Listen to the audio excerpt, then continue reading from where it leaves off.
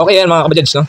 Gumagana na yung pina-under natin para ma-check natin kung gumagana na yung ating in-install na speedometer cable at saka nilinis natin yung per meter gear, no? So ayan mga kabajads.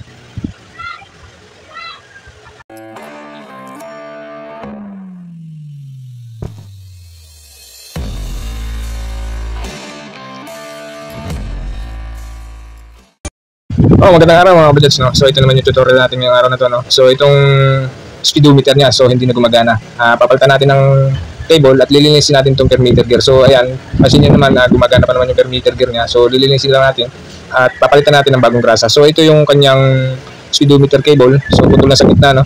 So kaya hindi na gumagana yung kanyang speed meter, kinalawang na yung cable. So ayan mga kabajads. So ituturo ko rin sa inyo kung paano yung tips kung paano tumagal ang ating speedometer cable, no? So ayan mga kabajads, akalasin muna natin itong per meter gear para malinisan at mapalitan natin ng bagong grasa yung mga gear. So para ma-check na rin natin yung mga pinion gear nito kung okay pa ba o maganda pa ang mga gear ng per meter, no? So ayan mga kabajads, so kinakalas ko na yung per meter gear. So tatlong tornilyo lang to na 6mm, no? So ayan mga kabajads, nakalas ko na. So lilinisin muna natin ito lahat bago natin ikabitan ng bagong cable. So ito yung simple pag-maintenance ng ating per meter, no?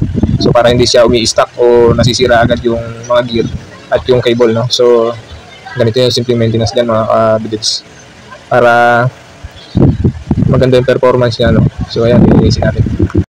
Okay yan mga kabajads, no? So nililinis na natin itong per meter gear, no? So pagkalinis natin ito, lalagyan na natin ng bagong grasa yung loob para hindi umi-stuck yung mga gear, no? Para tumagal mga kabajads, no? Tapos pagkakabit natin ito, ituturo ko din sa inyo kung paano maglangis ng pinaka speedometer cable, no?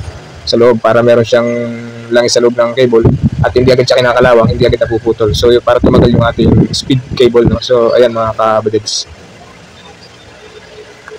Okay yan mga kabajads, ito yung per meter gear, no? Ito yung pinion gear, tapos yung isa yung per meter, no?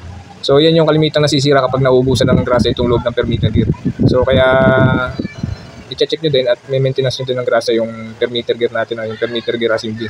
So yan yung nasisira kapag nauubusan ng grasa. So ito mga kabajads, no? Nalinis na natin. Applyan na natin ng grasa to sa loob para pupunuin na natin ng grasa para meron siyang stock na grasa sa loob ng mga kabajads. So matagal-tagal naman itong nauubos ang grasa bago maubos ang grasa nito sa loob, matagal naman.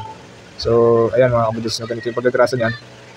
Tapos kapag tinatamad kayo magkalas o tinatamad kayo maglinis nito, meron naman itong grease fittings na makikita nyo dito. So pwede nyo naman pagrasahan lang na kung may manual grease kayo yung panggrasa, so pwede naman. So ayan mga kabajads.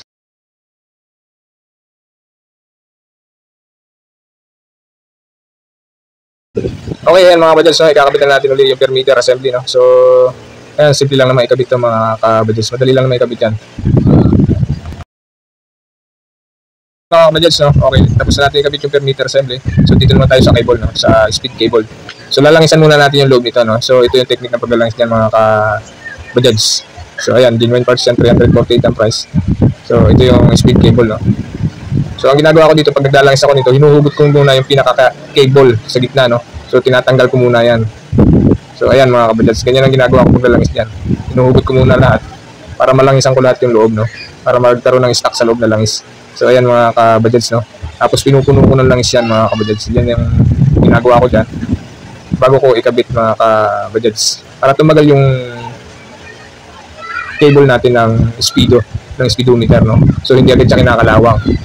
So kaya naman napuputol yung ating speedometer cable, kinakalawang yung loob.